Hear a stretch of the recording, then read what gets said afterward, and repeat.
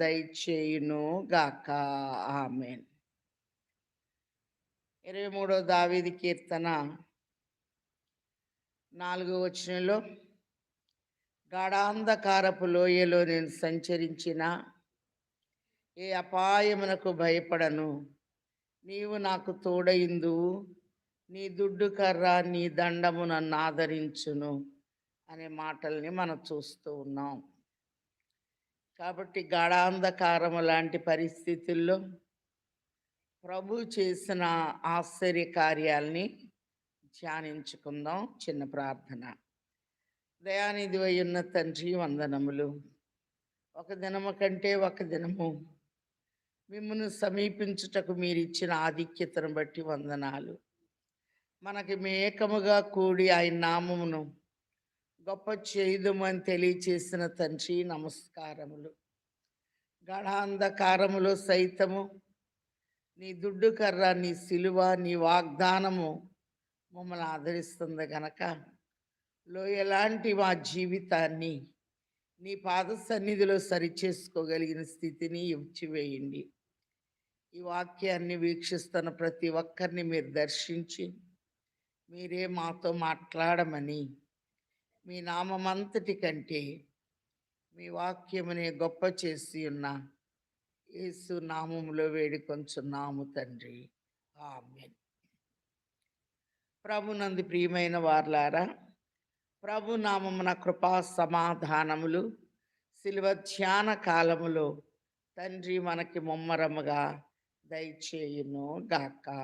ఆమేన్. వాగ్దాన దేశానికి వేగి చూచి రమ్మని పంపించినప్పుడు వారిచ్చిన సాక్ష్యము, అది కొండలు లోయలు కలిగిన దేశము. దేవుడు మన యందు ఆనందించినడలా తప్పక మనం ఆ దేశంలో అడుగు పెడతామని మాట్లాడినట్టు చూస్తూ ఉన్నాం. 23 దావీదు కీర్తన 3 వచనంలో, నా ప్రాణమునకు ఆయన సేద తీర్చి ఉన్నాడు, తన నామమును బట్టి నీతి మార్గములో నన్ను నడిపించుచున్నాడు అని చూస్తున్నాం. చాలాసార్లు మన ప్రాణాలు అలసిపోతూ ఉంటాయి. ప్రభు పాద సన్నిధిలోకి వచ్చినప్పుడు ఆయన సేద తీర్చువారై ఉన్నారు.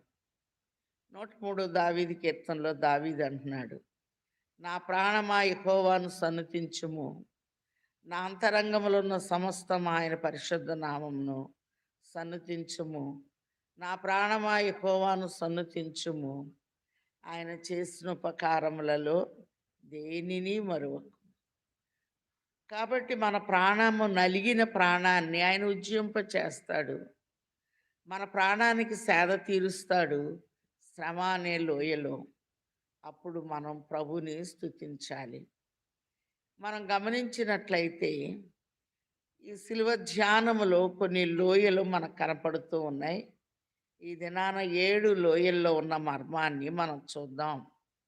మొదటి లోయ షావే లోయ లేక రాజు లోయ అని చూస్తూ ఉన్నాం.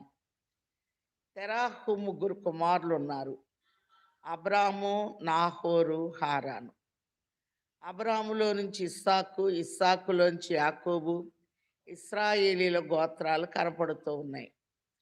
నాహోరులో నుండి సిరియన్లు వచ్చారు, బెతుయేలు, లాబాను, రిబ్కా, మరి లేయా, రాహేలు, బెల్హా, జల్పా, వీళ్ళందరూ సిరియన్స్గా మనకు కనపడుతూ ఉన్నారు. హారానులో నుంచి లోతు వచ్చాడు, లోతులో నుంచి రూతు వచ్చింది. మోయాబీలు, అమ్మోనీలు ఈ యొక్క మరి హారాను సంతతిలో, లోతు సంతతిలో మనకి కనపడుతూ ఉన్నారు.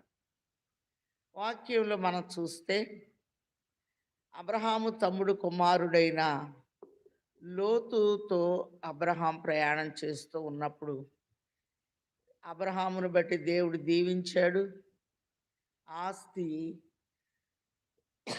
ఎంతో విరివిగా ఇచ్చాడు. ఆదికాండం 12 అధ్యాయంలో అబ్రహాముకు పిలిపిచ్చాడు. 13 అధ్యాయంలో వారు కలిసి నివసించలేనంతగా వెండి, బంగారము, పశువుల్నిచ్చితే ఈ మంద కాపర్లకి, ఆ మంద కాపర్లకి గొడవ జరిగినట్టు మనకు తెలుసు. 14 అధ్యాయంలో మరి లోతు తన ఆస్తిని పోగొట్టుకుంటే, ఈ విషయం అబ్రహాముకు తెలిసి, తన ఇంటిలో ఉన్న 318 మందిని రాత్రిపూట తీసుకొని వెళ్ళి, 5గురు రాజులతో పోరాడి, తమ్ముడు ఆస్తి చెరపట్టి ఉండగా దాన్ని తీసుకొచ్చి అతనికి ఇచ్చినప్పుడు అబ్రాము అలిసిపోయాడు. అలిసిపోయిన అబ్రాముని బలపరచటానికి షాలేము రాజుగా, మరి నీతికి రాజుగా ఉన్న మెల్కీసెదెకు క్రమంలో ప్రభు వచ్చి, మొదటి లోయ రాజు లోయ, ఆదికాండము 14 అధ్యాయము, ఆదికాండము 14 అధ్యాయము 17వ వచనంలో, అతడు కదొర్లాయోమెరును అతనితో కూడానున్న రాజులను ఓడించి తిరిగి వచ్చినప్పుడు సొదొమ రాజు అతన్ని ఎదుర్కొనుటకు రాజు లోయ అనే షావే లోయ మట్టుకు బయలుదేరి వచ్చెను. మరియు షాలేమి రాజైన మెల్కీసెదెకు రొట్టెను ద్రాక్షారసమును తీసుకొని వచ్చెను. అతడు సర్వోన్నతుడగు దేవునికి యాజకుడు. అప్పుడు అతడు అబ్రామును ఆశీర్వదించి, అలిసిపోయినటువంటి అబ్రాముని బలపరచటానికి షాలేము రాజు అనగా సమాధానపు రాజు, నీతికి రాజైన ప్రభు వచ్చి శరీర రక్తాలను ఇచ్చినట్టు చూస్తూ ఉన్నాం. రొట్టె అనేది ఆయన శరీరము విరవబడింది గనక, విరిగి నలిగిన హృదయమును నేను అలక్ష్యము చేయను అని ప్రభు చెప్తున్నారు. ద్రాక్షారసం అనేది ప్రేమకు గుర్తు. పరమగీతం 1 అధ్యాయం 3వ వచనంలో, నీ ప్రేమ ద్రాక్షారసము కన్నా మధురము అనే మాటల్ని చూస్తూ ఉన్నాం. అలాగనే ద్రాక్షారసము సంతోషానికి సంకేతముగా న్యాయాధిపతులు 9:13లో చూస్తున్నాం.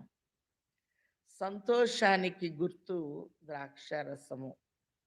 ప్రభు చెప్తున్నారు, మరలా చెప్పుచున్నాను, ప్రభునందు ఆనందించుడి అని.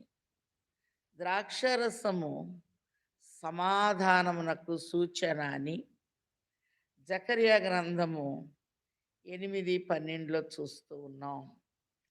సమాధానపరచు వారు ధన్యులు, వారు దేవుని కుమారులు అనబడుదురు అనే మాటల్ని వాక్యంలో మనం చూస్తూ ఉన్నాం.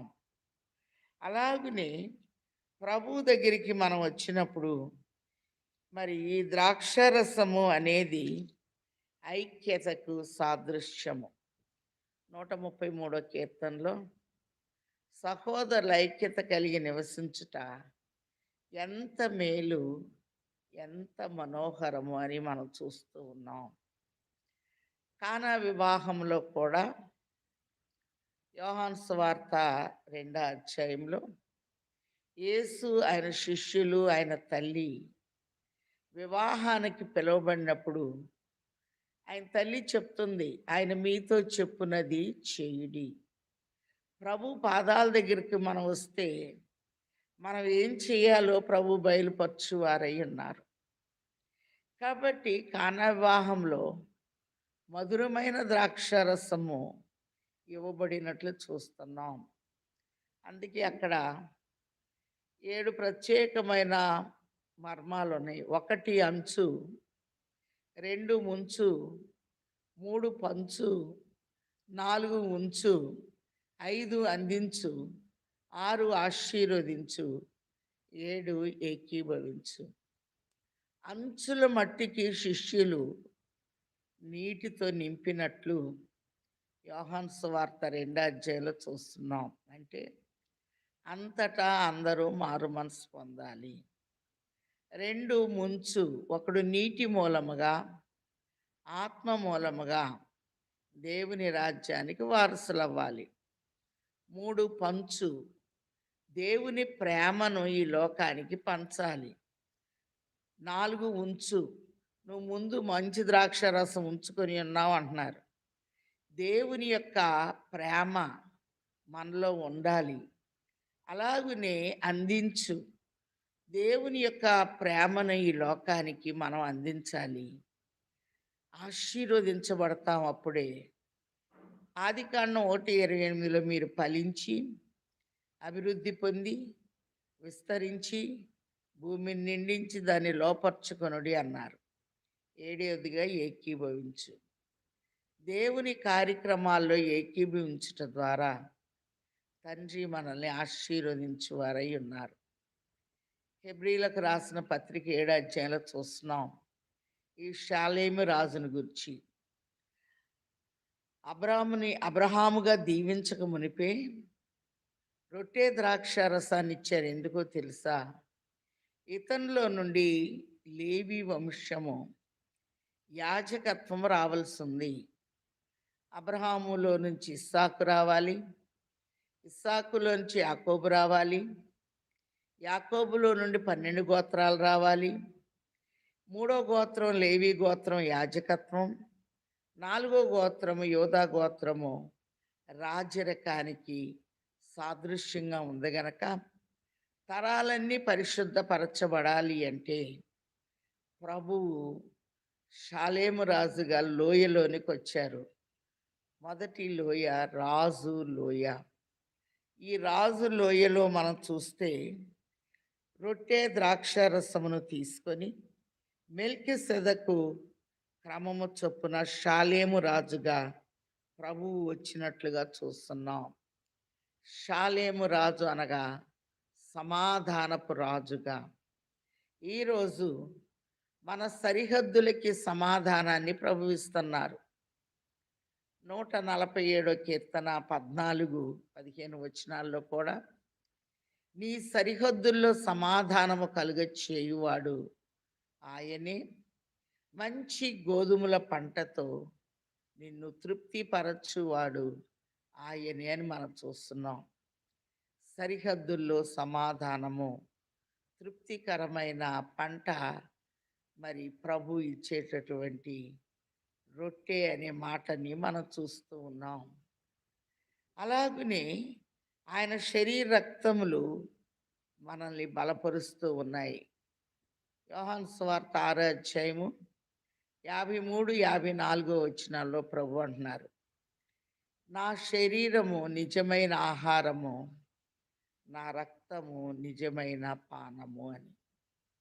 అలాగునే ధ్యానములో మనం ఉంటే ప్రతిరోజు ఆయన శరీర రక్తాలను మనం తీసుకోవచ్చు అని దైవజనులు మనకు తెలియచేసి ఉన్నారు.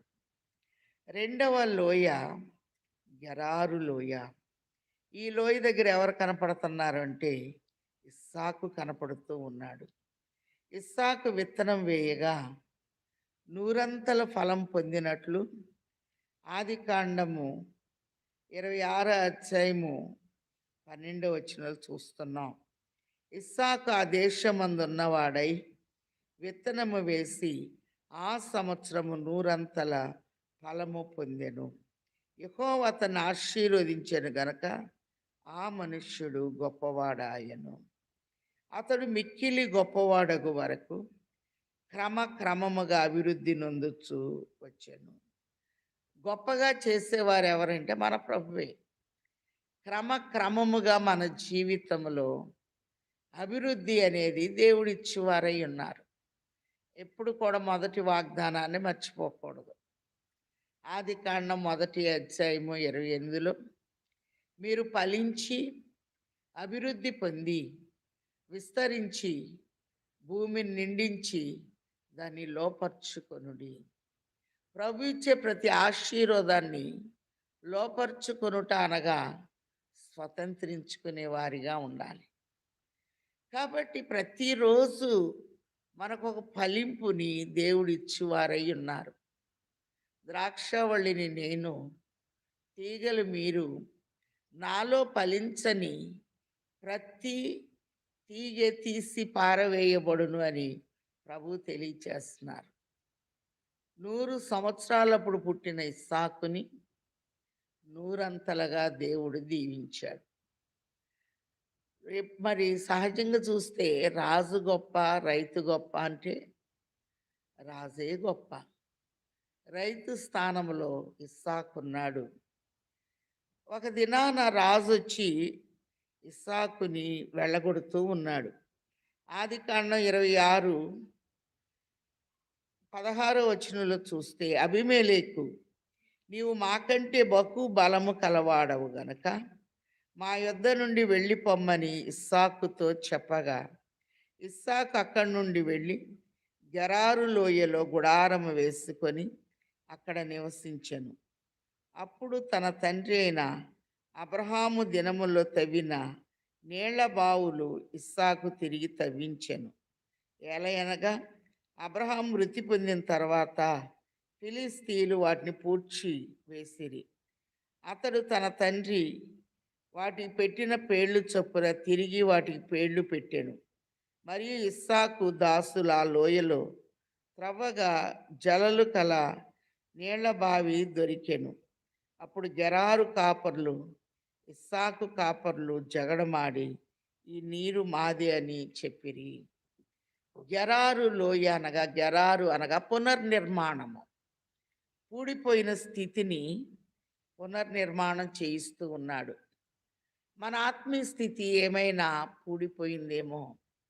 ఫిలిస్తీన్లు రాళ్ళు వేసి పూడ్చివేసినట్లు దుష్టుడు ఏదో ఒక బలహీనత అనే రాయి వేసి మన ఆధ్యాత్మిక స్థితిని పూడ్చివేయబడుతూ ఉందేమో. అలాగే మనం సువార్తల్లో చూస్తున్నాం.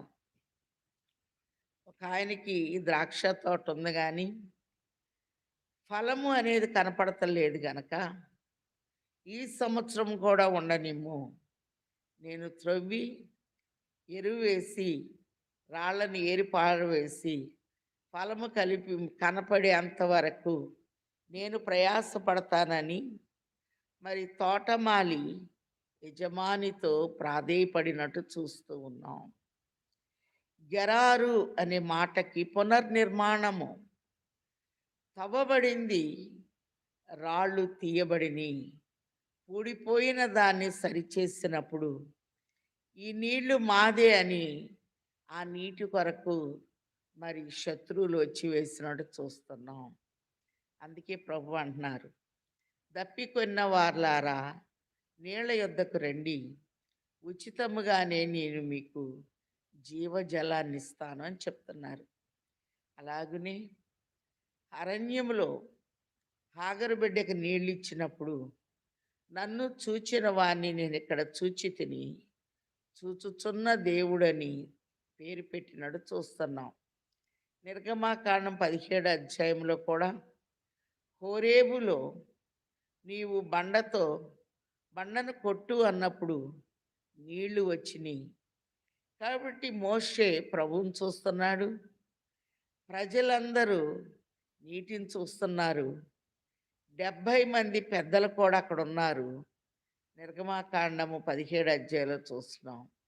వారు ప్రవహిస్తున్న నీటి వైపు, ప్రజలేమో ఆ నీటిని పశువులకు తాగిస్తూ మోషే బండ మీద నిలబడిన ప్రభు వైపు చూస్తున్నారు.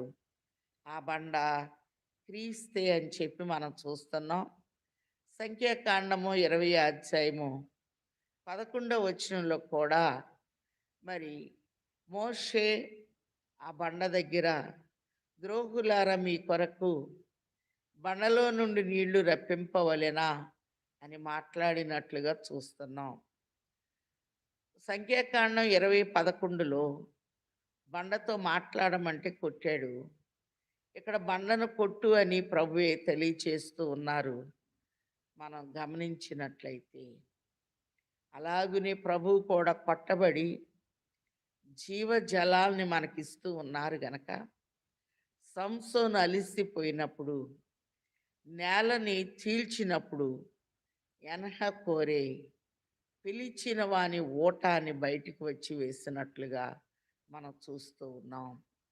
గెరాలు లోయలో కూడిపోయిన స్థితి, మనం కూడా ఆధ్యాత్మిక స్థితి దెబ్బతిందేమో. వాక్యం అనే ఖడ్గము ద్వారా దాన్ని తవ్వుకున్నప్పుడు జీవ జలము అనేది బయటికి వచ్చి వేస్తుంది అని ప్రభు తెలియచేస్తూ ఉన్నారు. అబ్రహాముకి ఇవ్వబడిన లోయ షావే లోయ, రాజు లోయ. ఇస్సాకు ఇవ్వబడిన లోయ గెరారు లోయ, పునర్నిర్మాణము. యాకోబుకి ఇవ్వబడిన లోయ సుక్కోతు లోయగా చూస్తూ ఉన్నాం. కీర్తనల గ్రంథము 60 అధ్యాయం 6వ వచనంలో తన పరిశుద్ధత తోడని దేవుడు మాట ఇచ్చి ఉన్నాడు. నేను ప్రహర్షించెదను, షెకెమును పంచిపెట్టెదను, సుక్కోతు లోయను కొలిపించెదను. సుక్కోతు అనగా దీనత్వము, సుక్కోతు అనగా తగ్గింపు. యాకోబు మొట్టమొదట పాకలు సుక్కోతులోనే వేయించారు. ఇది యోర్దాను దేశంలో ఉంది. చాలాసార్లు నేను అక్కడికి వెళ్ళటం అనేది జరిగింది. అది ఒక బస్ స్టాప్. ఇప్పుడు అచ్చం మన ఓల్డ్ సిటీ ఉన్నట్టే ఉంటుంది. దీనత్వము. మన దీనత్వాన్ని బట్టి తండ్రి కొలత వేస్తాడు. అందుకే సుక్కోతు లోయను కొలిపించదనని ప్రభు తెలియచేస్తూ ఉన్నారు. మన తగ్గింపుని, మన భక్తిని ప్రభు కొలత వేసి మొదటి లోయలో శరీర రక్తాలను ఇచ్చారు. రెండవ లోయలో నీటినిచ్చారు. ప్రభు ప్రక్కలో బళ్ళెముతో పొడవబడినప్పుడు శాంతమాయనటంచు పలుకూచు ఆరక్షకుడు తన సొంత విలువగు ప్రాణమున్ వీడెన్. ఇంతలో నొక భటుడు తన ఈటెతో ప్రభు ప్రాక బొడవగా చెంత చేరెడి పాపులను రక్షించు రక్తపు ధారగారెన్. ఎంత గొప్ప బొబ్బ పుట్టేను, దానితో రాక్షణ అంతయును సమాప్తమాయేను. కాబట్టి సుక్కోతు లోయలు ఏమిస్తున్నాడు అంటే రాజ్యాన్ని ఇస్తున్నాడు. షెకెమును పంచిపెట్టెదను. షెకెము అనగా భుజము. యెషయా 9:6లో చూస్తున్నాం కదా, ఆయన భుజము మీద రాజ్యభారం ఉండెను అని. 4వ లోయను గనక మనం చూస్తే మరి ఒకసారి చూద్దాం. 2వ దినవృత్తాంతముల గ్రంథము 20వ అధ్యాయంలో రాజైన యెహోషాపాతు ఒక హెచ్చరిక ఇస్తూ ఉన్నారు. 20వ అధ్యాయము 20వ వచనంలో, యూదావారులారా, యెరూషలేము కాపురస్తులారా, నా మాట వినుడి. యెహోషాపాతు నిలబడి, యూదావారులారా, యెరూషలేము కాపురస్తులారా, నా మాట వినుడి. మీ దేవుడైన యెహోవాను నమ్ముకొనుడి, అప్పుడు మీరు స్థిరపరచబడుదురు. ఆయన ప్రవక్తలను నమ్ముకొనుడి, అప్పుడు మీరు కృతజ్ఞులగుదురు అనే మాటను చూస్తూ ఉన్నాం. నమ్ముట నీ వలనైతే నమ్మువానికి సమస్తము సాధ్యమని చూస్తూ ఉన్నాం. 3 వైపుల నుండి శత్రు సైన్యాలు వస్తూ ఉన్నాయి. యెహోషాపాతు కాలంలో గొప్ప విశ్వాస వీరుడుగా, ప్రార్థనా పరుడుగా ఉపవాస ప్రార్థన చేయిస్తూ ఉన్నారు. ఒకసారి చూద్దాం.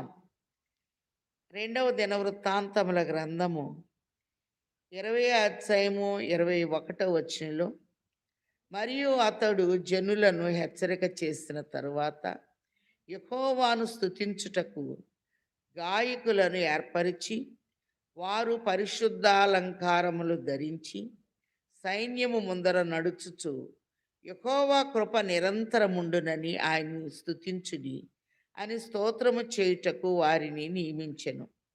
వారు పాడుటకును స్తుతించుటకును మొదలుపెట్టగా, యెహోవా యూదా వారి మీదికి వచ్చిన అమ్మోనీలను, మోయాబీలను, షేయీరు మన్యపు వాసుల మీదను మాటుగాంటను పెట్టెను. కనుక వారు హతులైరి. బైబిల్‌లో ఒక మాట ఉంది. యాకోబు పత్రిక 5 అధ్యాయం 13, 14 వచనాల్లో మీరు సంతోషంగా ఉంటే పాటలు పాడండి. వేదనలో ఉంటే ప్రార్థన చెయ్యండి.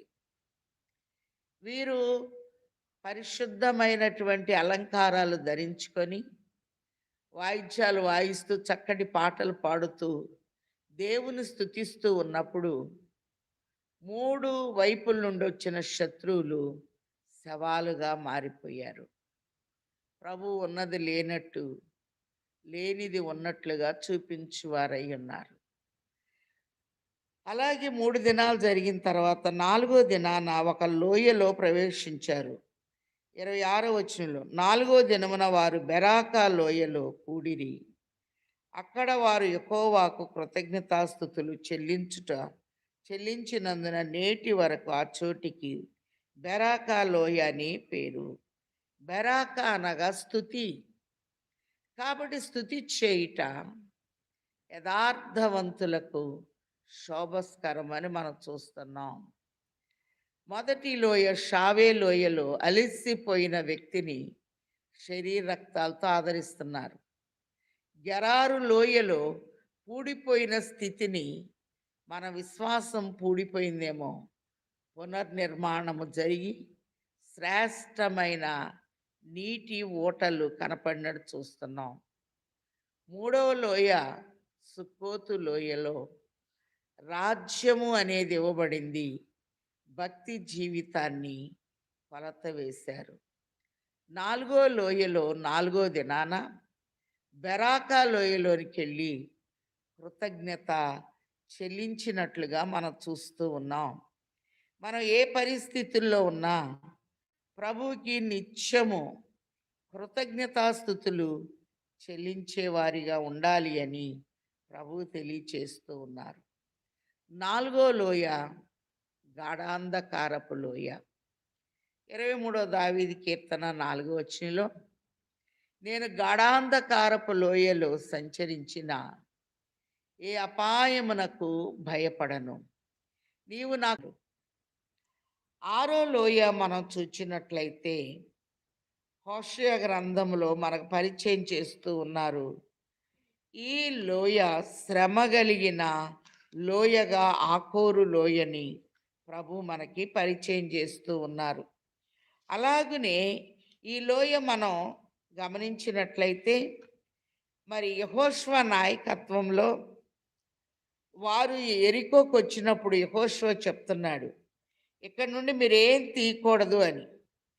యెహోషువ చెప్పిన మాటలు వినిపించుకోకుండా ఆకాను అని ఆయన వెండి బంగారము వస్త్రాలు తీసి తన గుడారంలో దాచాడు గనక ఇశ్రాయేలీలకి అపజయం అనేది కలిగింది. ఆ లోయను దేవుడు సరిదిద్దుతూ ఉన్నారు. ఒకసారి చూద్దాం. హోషేయ గ్రంథము 2 అధ్యాయము 14 వచనంలో పిమ్మట వారిని ఆకర్షించి అరణ్యములోనికి కొనిపోయి అక్కడ వారితో ప్రేమగా మాటలాడుదును. అక్కడ నుండి దాన్ని తీసుకొని వచ్చి దానికి ద్రాక్ష చెట్లనిత్తును. ఆకోరు లోయను నిరీక్షణ ద్వారముగా చేసేదను. ఈ ఆకోరు దగ్గర శ్రమగల లోయ అని ఒక బ్రాకెట్లో పెట్టినట్టు మనం చూస్తూ ఉన్నాం. ఇదే లోయను గురించి మరి యెషయా గ్రంథము 65 అధ్యాయంలో కూడా ఆకోరు లోయ యొక్క ప్రత్యేకతని ప్రభు బయలుపరుస్తూ ఉన్నారు. నిరీక్షణ ద్వారముగా ప్రభు మార్చివేసినట్టు చూస్తూ ఉన్నాం. ఒకసారి చూద్దాం. యెషయా గ్రంథము 66:10 షారోను గొర్రెలకు మేత భూమి అగును, ఆకోరు లోయ పశువులు పరుండు స్థలముగా ఉండును. ఆకోరు లోయ అనగా శ్రమ కలిగింది. కాబట్టి యోధా గోత్రంలో జబ్ది అని ఆయన పట్టబడ్డాడు. జబ్దీలో నుండి ఆకాన్ వచ్చాడు. ఆజ్ఞ అతిక్రమే పాపము, పాపం వలన వచ్చు జీతము మరణము గనక ఈ లోయలో ఆయన డేరా కింద దాచాడు బంగారాన్ని, వెండిని, కొన్ని వస్త్రాలని గనక రాళ్లతో కొట్టి అతన్ని చంపినట్లు యెహోషువ గ్రంథములో మనం చూస్తూ ఉన్నాం. కాబట్టి ఏదన్నా చెప్పేటప్పుడు మనం చాలా జాగ్రత్తగా వినాలి. ఎంతో చక్కగా నడిపిస్తున్నటువంటి యెహోషువ ఎరికోలో ఏం తీయొద్దు అని చెప్పి హెచ్చరిక చేస్తూ ఉన్నాడు. కానీ యోధా గోత్రములో నుండి వచ్చిన వ్యక్తి అక్కడ మరి ఆజ్ఞను అతిక్రమించినట్లుగా మనం చూస్తూ ఉన్నాం. యెరూషలేము వెళ్ళినప్పుడల్లా నేను చెప్తుంటాను, ఎరికో నుండి ఏం తీసుకురావద్దు అంటే మరి ఒలీవ ఆకులు రాళ్ళు అన్నీ పట్టుకొస్తూ ఉంటారు. ఒకసారి చూద్దాం, యెహోషువ గ్రంథము 7వ అధ్యాయము 21వ వచనంలో, దోపుడు సొమ్ములో ఒక మంచి షీనారు పై వస్త్రమును 200 తులముల వెండిని 50 తులముల ఎత్తును గల ఒక బంగారు కమ్మిని నేను చూచి వాటిని ఆశించి తీసుకొంటిని. ఇదిగో నా డేరా మధ్య అవి భూమిలో దాచబడి ఉన్నవి. 26వ వచనం చూస్తే, మరి వారిని రాళ్లతో కొట్టిన తరువాత అగ్ని చేత కాల్చి వారి మీద రాళ్లను పెద్ద కుప్పగా వేసిరి. అది నేటి వరకు ఉన్నది. అప్పుడు యెహోవా కోపోద్రేకము విడిచిన వాడై మళ్ళుకొన్ను. అందుచేత నేటి వరకు ఆ చోటికి ఆకోరు లోయ అని పేరు పెట్టబడినట్టు చూస్తూ ఉన్నాం. శ్రమ కలిగిన లోయ. అలాగనే మనం చూస్తే పరమగీతము 7వ లోయ, మరి పరమగీతము 2వ అధ్యాయంలో మనం చూస్తే, లోయలో పుట్టు పద్మము వంటి దానను అనే మాటని మనం చూస్తూ ఉన్నాం. మరి లోయ అనగా శ్రమ. లోయలో ఛాయ దేవుని యొక్క ముఖకాంతి మన మీద పడుతూ ఉంటుంది. పరిస్థితిని పాయలు చేసుకుంటూ లోయలో దేవుని ఛాయ కలిగి చాప నీటికి ఎదురీదినట్లు పరిస్థితుల్ని ఎదురీదుతూ ముందుకు వెళ్ళవలసిన వారమై ఉన్నాము. పరమగీతము 2వ అధ్యాయము ప్రారంభంలో, నేను షారోను పొలములో పూయు పుష్పము వంటి దానను, లోయలలో పుట్టు పద్మము వంటి దానను. షారోను లోయ అనగా, షారోను అనగా సమర్పణ. యెషయా 65:10లో కూడా షారోను గొర్రెలకు మేత భూమి అనే మాట చూస్తున్నాం. షారోను అనగా మన ప్రభువే. రోమా 8:32లో తన సొంత కుమారుని అనుగ్రహించుటకు వెనుక తీయక మనందరి కొరకు ఆయన అప్పగించిన వాడు, ఆయనతో పాటు సమస్తమును మనకెందుకు అనుగ్రహింపడు అని చూస్తూ ఉన్నాం. మరి చెరువుల్లో పల్లెటూరులో మనం చూస్తే మరి కొన్ని కలువ పువ్వులు మనకు కనపడుతూ ఉంటాయి. తామర పుష్పాలు, తామరాకులు. తామరాకు మీద నీళ్లు వేసినా ముత్యాల్లాగా తళతళ మెరుస్తాయి, కానీ ఆ ఆకు నీటిని పీల్చదు, వెంటనే జారిపోతాయి. దేవుని పిల్లలమైన మనం కూడా లోకానికి మనం దొరకకూడదు. ఏ బలహీనత మన మీదకి వచ్చినా మన నుండి తొలగిపోవాలి, కానీ ఆ బలహీనతలో మనం ఉండిపోకూడదు. ఈ యొక్క కలువ తామర పుష్పము బురదలోనే పుడుతుంది, కానీ నీటి పై భాగానికి వచ్చి సూర్యకిరణాలకి వికసిస్తూ నీటి పై భాగాన తేలుతూ ఉంది. మట్టిలో నుంచే మనల్ని తయారు చేశారు ప్రభు. మనము నిర్మితమైన రీతి తనకు తెలిసి ఉన్న సంగతి, మనము మంటి వారమంచును జ్ఞాపకము చేసి కొను సుస్మరణ చేయుచుండును. ఆ కారణము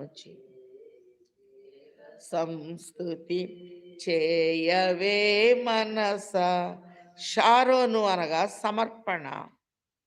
దేవుని పిల్లలమైన మనం సమర్పణ జీవితాల్ని కలిగి ఉండాలి. ప్రభువుకి మనల్ని మనం సమర్పించుకోవాలి. అందుకే ఈ షారోను విషయంలో యెషయా గ్రంథము 35 అధ్యాయములో ప్రభువు చక్కటి మర్మాన్ని తెలియచేస్తున్నారు. అరణ్యమును ఎండిన భూమియు సంతోషించును. అడవి ఉల్లసించి కస్తూరి పుష్పం వలె పూయును. అది బహుగా పూయుచు ఉల్లసించును. ఉల్లసించి సంగీతములు పాడును. లెబనోను సౌందర్యము దానికి కలుగును. కర్మేలు షారోనులకున్న సొగసు దానికుండును. కర్మేలు అనగా ప్రార్థన, షారోను అనగా సమర్పణ. ప్రభు సన్నిధిలోకి వచ్చిన మనం, మన ప్రభు గొప్ప ప్రార్థనాపరుడు. కీర్తనల గ్రంథం 20 అధ్యాయం 6వ వచనంలో నీ ప్రార్థనలన్నీయు యెహోవా సఫలపరచునుగాక. ఏలియా ప్రార్థన నీళ్లు పోయించి నిప్పును రప్పించింది. అంత బలమైన ప్రార్థన కర్మేలు పర్వతం మీద ఏలియా చేసినట్లుగా మనం చూస్తూ ఉన్నాం. అలాగనే 3.5 సంవత్సరాలు ఆగిపోయిన వర్షం రావాలి అంటే తన వీపు ఒక ఇంద్రధనుస్సు వలె వంచబడింది. 2 మోకాళ్ళ మధ్యకి కాళ్ళను తెచ్చి తలను తెచ్చి ఆయన వంచబడి ప్రార్థించినప్పుడు ఏలియా ప్రార్థన సముద్రాన్ని అంటే మధ్యధర సముద్రాన్ని చిలికి అరచేయంత మందముతో మేఘాన్ని తీసింది. సముద్రం అంత సమస్య మనకున్నా విశ్వాసముతో మనం ప్రార్థించినప్పుడు పరిస్థితిని ఛేదించి అరచేయంత నెరవేర్పు ఏలియా కాలంలో కనపడినట్లు మన విషయంలో కూడా నెరవేర్పునిస్తున్నాడు. అందుకే షారోను గురించి మరి కర్మేలుకున్న సొగసు, షారోనుకి కర్మేలకి ఒక సౌందర్యం ఉంది. దైవ సన్నిధిలో మనం ప్రార్థించినప్పుడు సమర్పణ బట్టి, ప్రార్థన బట్టి లోయలాంటి మనస్థితిలో నుంచి పై స్థితికి వికసించే ఒక పద్మములాగా ప్రభు మనల్ని ఆశీర్వదిస్తారు. అలాగనే పద్మముల మేత ప్రత్యేకమైనది గనక మరి ఆయన పిల్లలమైన మనం లోయలాంటి శ్రమలో మరి ఒక పద్మం వలె ఉండాలి గనక షారోను పొలములో పోయు పుష్పం వంటి దానననే మాట. పొలము అనగా సంఘము. దేవుని సంఘములో వికసిస్తూ అలాగునే బురదలో ఉన్న తామర పుష్పము యొక్క కాడ బురదలో ఉన్న అది బురదలో ఉండదు కానీ పై భాగము నీటి పైన మనకు పల్లెటూరులో చెరువుల్లో కనపడుతూ ఉంటాయి. ఈ కలువ పుష్పాలు సూర్యకాంతి వికసించినట్లు నీతి సూర్యుడైన ప్రభు కాంతికి వికసిస్తూ మహిమ నుండి అధిక మహిమకు వెళ్ళగలిగిన స్థాయిని ఈ లోయల ద్వారా తండ్రి మనకి దయచేయును గాక. ఆమెన్. మంచి కాపరివై ఉన్న తండ్రి, లోయ, పాయ, ఛాయ అని ఈ లోకమంతా మాయ అని కొన్ని విషయాలను మాకు బయలుపరిచి 7 లోయలు మా ముందుంచి ఉన్నారు గనక షారోనులో ఉన్న సమర్పణ నేను లోయలో పుట్టు పద్మం వంటి దాన్న అన్నట్లుగా నాయన ఇశ్రాయేలు దేశాన్ని వేగు చూడమన్నప్పుడు అది కొండలు లోయలు గల దేశము. యెహోవా మన యందు ఆనందించినడలా తప్పక మనం అందులో చేరతామని కాలేబు యెహోషువలు సాక్ష్యం ఇచ్చారు. అలాగునే నాయన లోయలాంటి శ్రమలో ఉన్న ప్రతి బిడ్డను మీరు లేవనెత్తి కొండ మీదకి ఎక్కించండి. యెహోవా యందు నమ్మకముంచువారు కదలక నిత్యము నిలుచు సియోను కొండవలే ఉందురు అన్న దీవెనతో నింపండి. ఈ కార్యక్రమాన్ని వీక్షిస్తున్న ప్రతి ఒక్కరిని మీరు ప్రతిష్ఠించి నాయన ఎవరు అనారోగ్యంగా ఉన్నారో ముట్టి ఎంతమంది వివాహ దినాలు ఉన్నాయో వారు ప్రతిష్ఠించండి. ప్రతి కుటుంబంలో నాయన వేదన కొట్టివేసి మమ్మల్ని అందరినీ అదృశ్యుడైన తండ్రి యొక్కయు అద్వితీయుడైన కుమారుని యొక్కయు అంతరంగ నివాసి అయిన పరిశుద్ధాత్మ తండ్రి సంపూర్ణ సహాయము, సమృద్ధి, సమకూర్పు సదా తోడయిండును గాక. ఆమేన్. సిల్వలో నాకై